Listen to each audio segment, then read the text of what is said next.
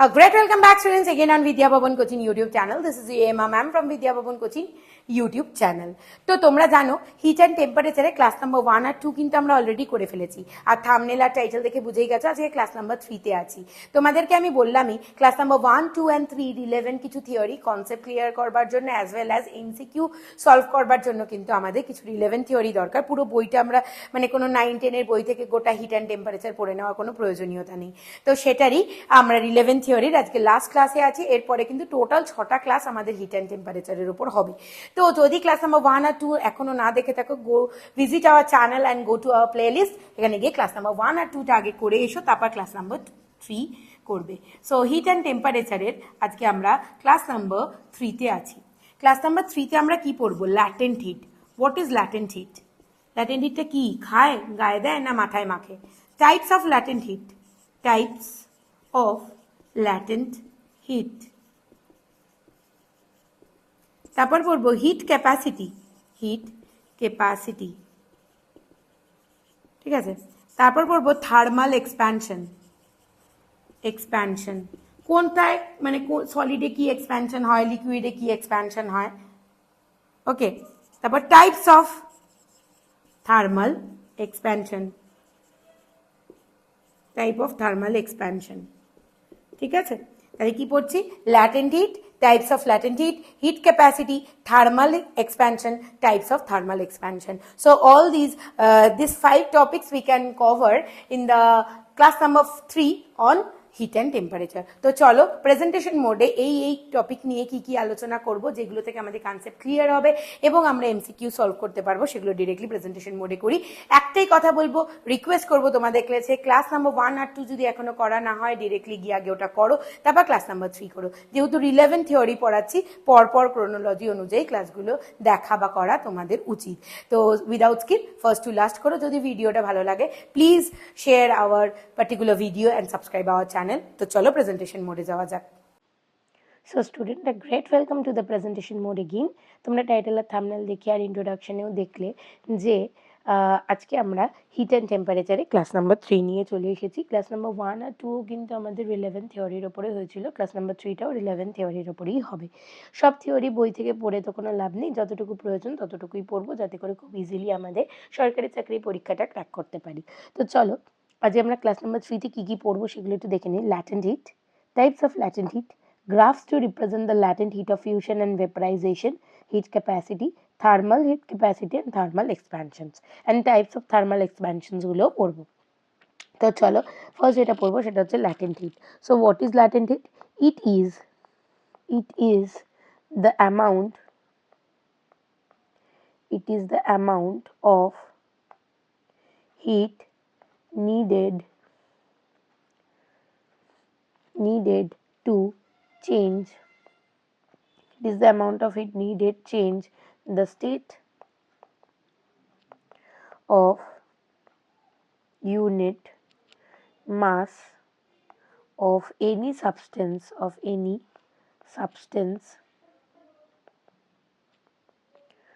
without changing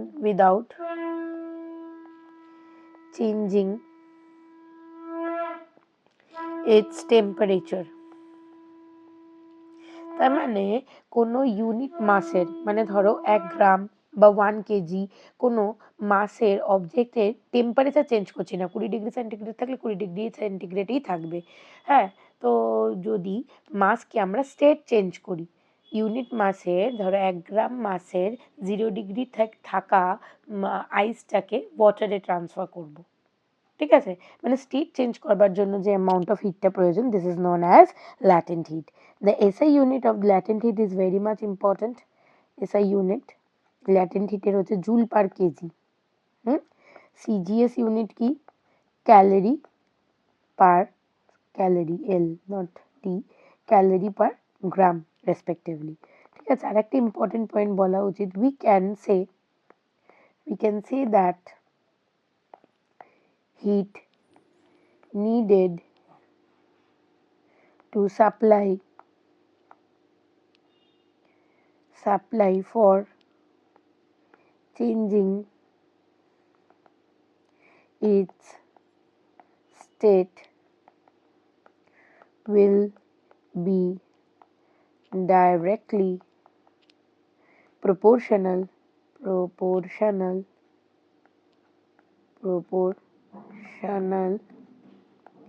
to the mass of the substance.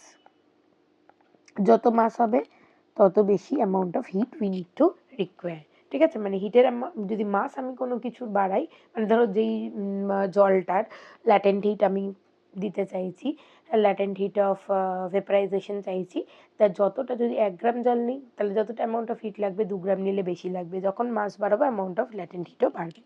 ঠিক আছে, চলো এর একটা ফর্মুলা একটু ইম্পর্টেন্ট, পড়ে রাখাটাই খুবই দরকার। কিউ মানে amount of heat is directly proportional to the mass of the object. Proportionality সাইনটা তোলবার জন্য আমাদের একটা প্রপোর্শনালিটি কনস্ট্যান্ট আনি, যেটাকে বলি এল। একে কি বলি? ল্যাটেন্ট হিট কনস্ট্যান্ট বলা হয়ে থাকে, ল্যাটেন্ট হিট কনস্ট্যান্ট বলি। ঠিক আছে, এই ফর্মুলাটা কিন্তু পড়ে রাখো, আমাদের নিউমারিক্যালসের জন্য লাগবে। নেক্সট ক্লাসটি কিন্তু আমাদের নিউমারিক্যালসেরই হবে। নেক্সট হচ্ছে types of latent hit.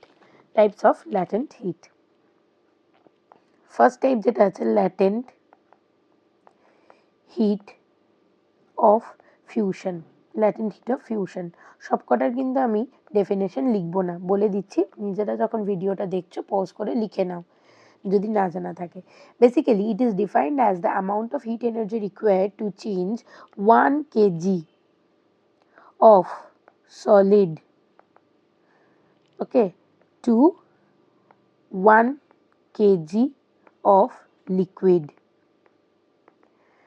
without changing the temperature. তাকে বলা হয় থাকে ল্যাটেন্ট হিট অফ ফিউশন, মানে সলিড থেকে লিকুইডে করছি। Generally latent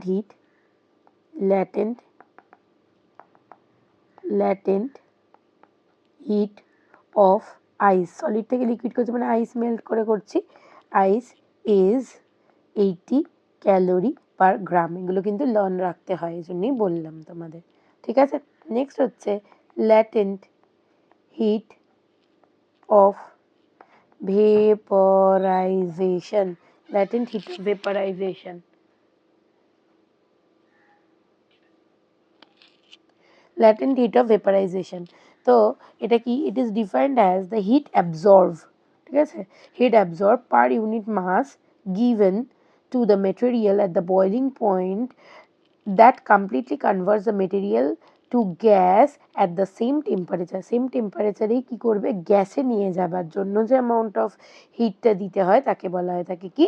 latent heat of vaporisation. আর একবার বলছি, ভিডিওটা মানে প্লে করে লিখে নিতে পারো যদি কেউ লিখতে চাও এর definition. It is defined as the heat absorbed per unit mass of a material at the boiling point that completely converts the material to the same temperature into gases, তখন বলা হয় তাকে ল্যাটেন্ট হিট অফ ভেপারাইজেশন। ঠিক আছে, হলো। এবার latent heat of water কি? is 536 calorie per gram। ঠিক আছে, 536 ক্যালোরি পার গ্রাম হচ্ছে latent heat of vaporisation of water. এটা মনে রাখো, ওয়াটার থেকে গ্যাসে নেওয়ার জন্য without changing the temperature of the water into gases, তখন কিন্তু আমার ল্যাটেন্ট হিট অফ ওয়াটার হচ্ছে 536 ক্যালোরি পার গ্রাম। ঠিক আছে, এই দুটো কিন্তু পড়ে রাখা খুবই important, latent heat of vaporisation আর ল্যাটেন্ট হিট অফ ফিউশন। ঠিক আছে, চলো নেক্সট আমরা যেটা পড়বো, graph to represent the latent heat of fusion and vaporisation. ভালো করে দেখো, যে গ্রাফটা, ডায়াগ্রামটা শো করছে টেম্পারেচার ভার্সেস হিট গ্রাফ। দেখো, temperature versus heat energy graph. এখানে কি হচ্ছে? আমরা যত এনার্জি দিচ্ছি, প্রথমে কি হলো, একটা সাবস্টেন্স মেল্টিং পয়েন্টে এসে পৌঁছালো, সেখান থেকে ল্যাটেন্ট হিট অফ ফিউশন পেলো, মানে স্টেট চেঞ্জ হলো, হয়ে সে বয়লিং পয়েন্টের দিকে গেল। এই গ্রাফটা কিন্তু খুব ইম্পর্টেন্ট। ঠিক আছে, যে কি বললাম তাহলে, টেম্পারেচার আর এনার্জি গ্রাফ দেখাচ্ছি, যেখান থেকে আমরা যত এনার্জি মানে হিট এনার্জি দিচ্ছি, মেল্টিং পয়েন্টে গেল, সেখান থেকে ল্যাটেন্ট হিট নিয়ে সে মেল্ট হলো, হয়ে তারপর আবার কি টেম্পারেচার বাড়তে বাড়তে বয়লিং পয়েন্টে গেল, সেখান থেকে আবার ল্যাটেন্ট হিট অফ ভেপারাইজেশন নিয়ে সে গ্যাস হলো, হয়ে আবার টেম্পারেচার বাড়ছে। ঠিক আছে, সো ল্যাটেন্ট হিটটাও কিন্তু একটা ইকুয়ালি ইম্পর্ট্যান্ট রোল প্লে করে in the change of states of the matter. Okay, চলো নেক্সট আমরা পড়বো হিট ক্যাপাসিটি। হিট ক্যাপাসিটিটাও কিন্তু একটা ভীষণ ইম্পর্ট্যান্ট জিনিস। Heat capacity, so what is heat capacity? Heat ক্যাপাসিটিকে এস দিয়ে রিপ্রেজেন্ট করি। S is equals to mass small M into specific heat. আমরা অলরেডি স্পেসিফিক হিট সি পড়ে এসেছি। এটার ম্যাথামেটিক্যাল এক্সপ্রেশন নয় পড়লাম, S is equals to M into C. এর ডেফিনেশনটাও ভীষণ important. It is defined as the heat energy supplied to a substance to change its temperature, এখানে কিন্তু আমি টেম্পারেচার চেঞ্জ করছি, while specific heat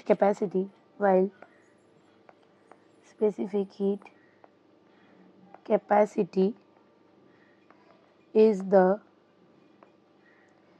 amount of heat per unit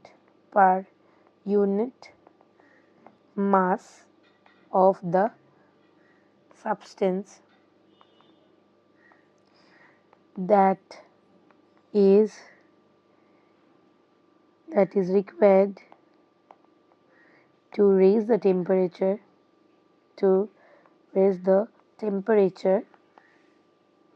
by 1 degree centigrade. বুঝিয়ে বলছি দেখো। So it is defined as the heat energy supplied to a substance to change its temperature. 1 degree temperature যদি কোনো অবজেক্টের বাড়াতে চাই, মানে কোনো ইউনিট মাস অবজেক্টের বা সাবস্টেন্সের বাড়াতে চাই, যে amount of specific heat energy required, this is known as heat capacity of that particular substance. এর SI unit is very much important. SI unit is joule per Kelvin. Joule per Kelvin is the SI unit for the heat capacity of the substance.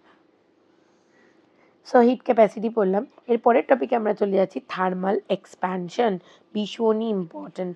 Hit দেওয়ার ফলে অনেকই object আছে যারা কিন্তু thermally expand করে, তাই তো। সো টেম্পারেচার যেই দিলাম, because of the intermolecular collision of the substance, ওরা কিন্তু কী করে, এক্সপ্যান্ড করে। যখন আমি কোনো কিছু থেকে টেম্পারেচার দিলাম,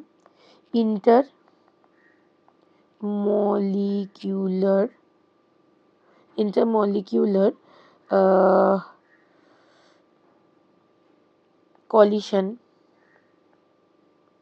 collisions, the substance expand করে, ঠিক আছে। লেন্থে বাড়তে পারে, ব্রেথে বাড়তে পারে, থিকনেসেও বাড়তে পারে, ঠিক আছে। এই থার্মাল এক্সপ্যানশন সলিডের ক্ষেত্রে কিরম হয় সেটা বলবো। দেখো, সলিডের ক্ষেত্রে লিনিয়ার এক্সপ্যানশন হয়। লিনিয়ার এক্সপ্যানশন মানে কি? লিনিয়ার এক্সপ্যানশন মানে হচ্ছে লেন্থ ওয়াইজ বাড়ে, ঠিক আছে। নেক্সট হচ্ছে সুপারফিশিয়াল এক্সপ্যানশন মানে এরিয়া ওয়াইজ বাড়ছে। আর একটা হচ্ছে ভলিউম এক্সপ্যানশন। সলিডের ক্ষেত্রে তিনটেই হয়, লেন্থ ওয়াইজ বাড়ে, এরিয়া ওয়াইজ বাড়ে, ভলিউম ওয়াইজও বাড়ে। নেক্সট আমরা যেটা পড়বো লিকুইডের কিরকম এক্সপ্যানশন হয়।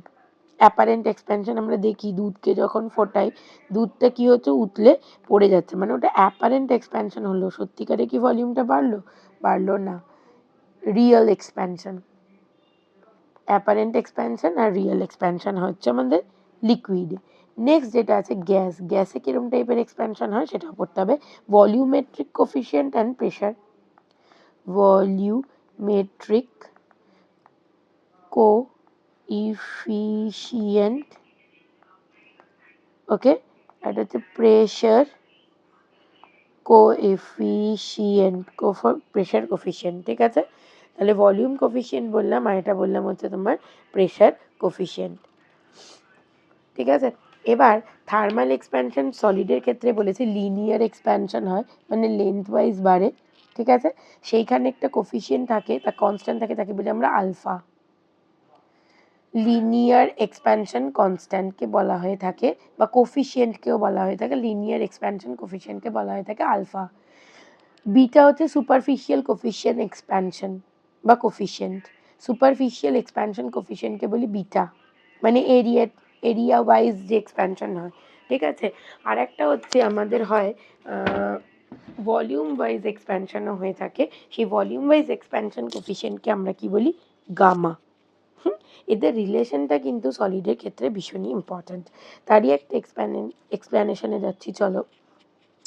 তাহলে কি বললাম, কোএফিশিয়েন্ট অফ লিনিয়ার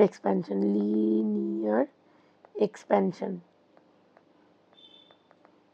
এইটা খুব পরীক্ষায় এসেও থাকে। লিনিয়ার এক্সপ্যানশনের কোফিশিয়েন্টকে আমরা কি বলি, আলফা বলি।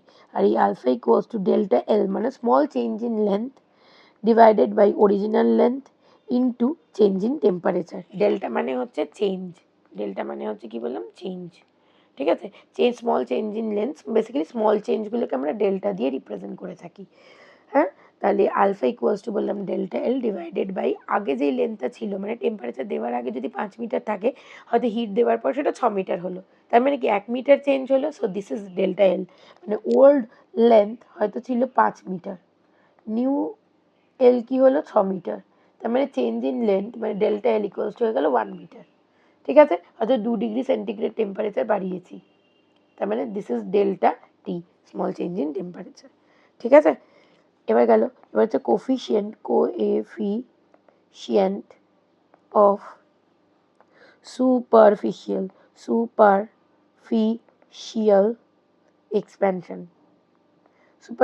এক্সপ্যানশন মানে এরিয়া ওয়াইজ, এটাকে বিটা দিয়ে রিপ্রেজেন্ট করি। সো বিটা ইকুয়ালস টু কি আসছে, ডেল্টা এ মানে এরিয়ার increase divided by old area into delta T, ঠিক আছে। নেক্সট হচ্ছে কোএফিশিয়েন্ট অফ ভলিউমেট্রিক এক্সপ্যানশন, যেটাকে আমরা কি গামা দিয়ে রিপ্রেজেন্ট করি। হ্যাঁ, এই gamma equals to delta V মানে ভলিউমের small change previous volume into delta T, ঠিক আছে। এবার এর রিলেশনটা খুবই ইম্পর্ট্যান্ট, রিলেশন বিটুইন দুজনের মধ্যে হয় অ্যামং লেখা উচিত ছিল, অ্যামং আলফা বিটা আর গামা, এদের রিলেশন খুবই important. Beta equals to 2 alpha, gamma equals to 3 alpha, ঠিক আছে। Therefore alpha is to beta is to gamma equals to 1:2:3। এটা কিন্তু পরীক্ষায় খুব আসে।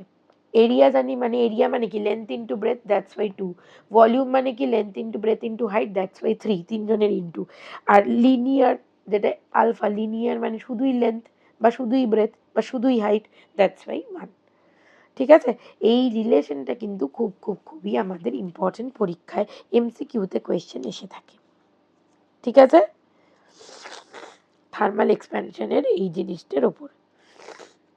এরপর যেটা আমাদের পড়তে হবে, ওয়াটারের একটা অ্যাবনর্মাল বিহেভিয়ার অফ ওয়াটার হয়, যেটাকে আমরা বলি অ্যানোমোল বিহেভিয়ার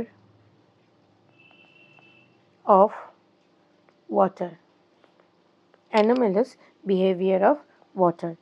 জেনারেলি কি হয়, একটা ওয়াটারের আমরা অ্যাবনর্মাল প্রপার্টি দেখতে পারি। কি সেটা, ইট এক্সপ্যান্ডস instead of